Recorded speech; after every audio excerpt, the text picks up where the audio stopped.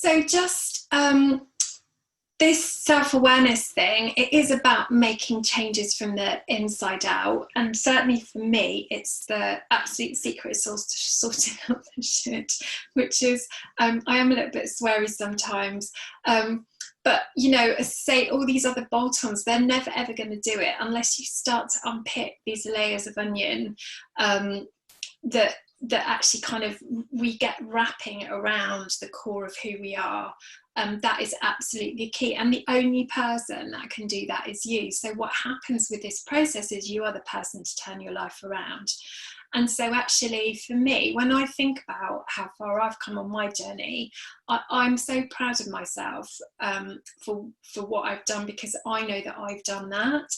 And again, there was somebody on the Mozcast earlier in the week who was saying, actually thinking about what she had done with her life, she could absolutely feel proud of herself, because she knows that she's the person who's made different choices.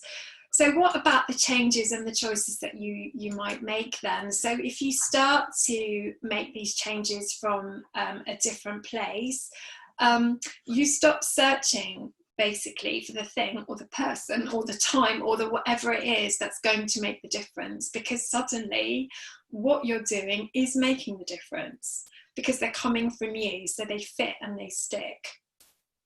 So that all of the choices and all of the changes become different.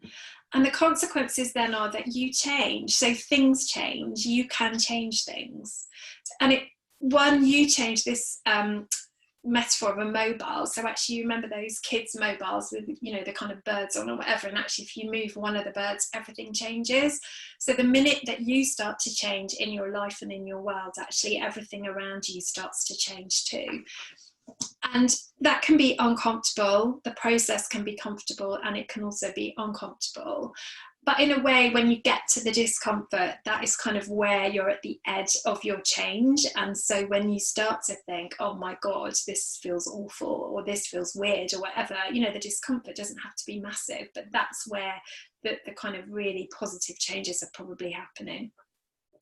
And you build a different set of resilience skills, and I talked about those a bit earlier. So the resilience doesn't just come from, you know, a glass of wine or a biscuit.